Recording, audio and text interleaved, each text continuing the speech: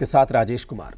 South के superstar विजय थलापति ने जब 2 साल पहले अपनी पार्टी टीवीके का गठन किया तो किसी ने भी उन्हें सीरियस नहीं लिया, लेकिन जब 2026 के विधानसभा चुनाव के नतीजे सामने आए तो तमिलनाडु में सत्ता की तस्वीर बदल गई। बिल्कुल फिल्म स्टाइल में विजय थलपति तमिलनाडु के नए नायक बन गए और उन्होंने अपने विरोधियों की सीटी बजा दी। There are so many jackals and other animals in the forest, but there will be only one lion. नाम Joseph Vijay Chandrashekhar. And even if it is single, it will be the king of jungle. Party Tamilaga Vettri Kazhagam यानी कि TVK. It is not only a description but also a clear declaration. सियासत का superstar, Tamil Nadu का नया नायक।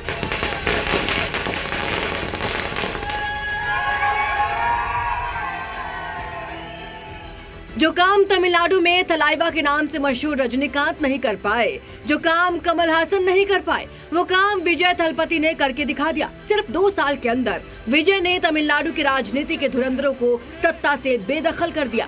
ये पहली बार नहीं है जब तमिलनाडु में कोई फिल्म स्टार सत्ता के शिखर पर पहुंचा है। इससे पहले एमजी रामचंद्रन और जयललिता लंबे समय तक तमिलनाडु की सत्ता संभाल चुके हैं। तमिलनाडु में पिछले 59 सालों से सत्ता डीएमके और एआईएडीएमके के बीच बारी बारी से बदलती रही है। टीवीके की जीत से 1967 के बाद पहली बार कोई तीसरा विकल्प सत्ता में आएगा। 2 फरवरी 2024 के दिन विजय थलपति ने टीवीके की स्थापना की थी। उस दिन उन्होंने 2 बड़ी बातें कही थी। पहली बात, मैं राजनीति को तमिलनाडु की जनता के प्रति कृतज्ञता का ऋण मानता हूँ। लोगों ने मुझे आज जो कुछ भी बनाया है उसका बदला चुकाने के लिए मैं राजनीति में आ रहा हूँ। विजय थलपति का फिल्मी करियर 30 साल लंबा है। इस दौरान उन्होंने 65 से ज्यादा फिल्मों में काम किया, जिसमें 30 फिल्में ब्लॉकबस्टर रही।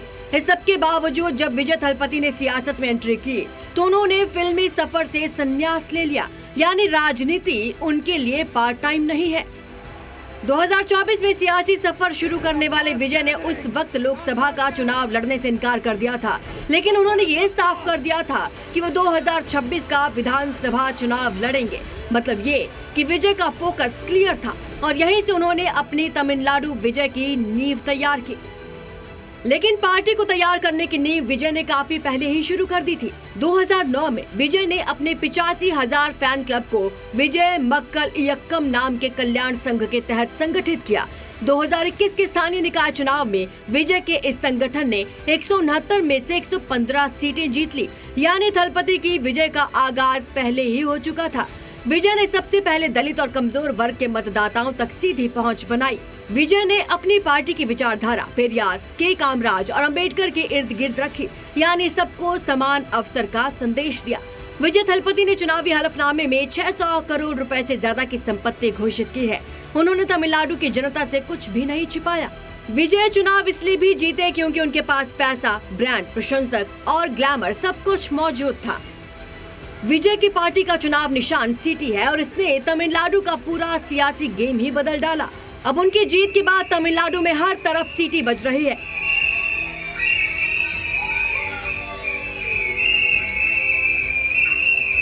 तमिलनाडु के सुपर हीरो विजय जब चुनावी मैदान में उतरे तो उन्होंने वादों की झड़ी लगा दी, लेकिन उनके वादे दूसरी पार्टियों से थोड़े अलग थे।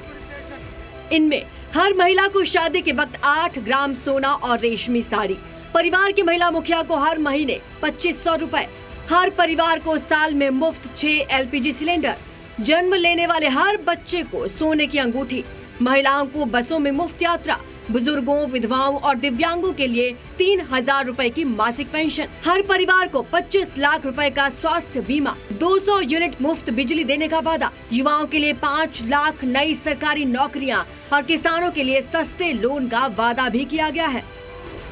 ये वो चुनावी वादे हैं जो तमिलनाडु में गेम चेंजर साबित हुए।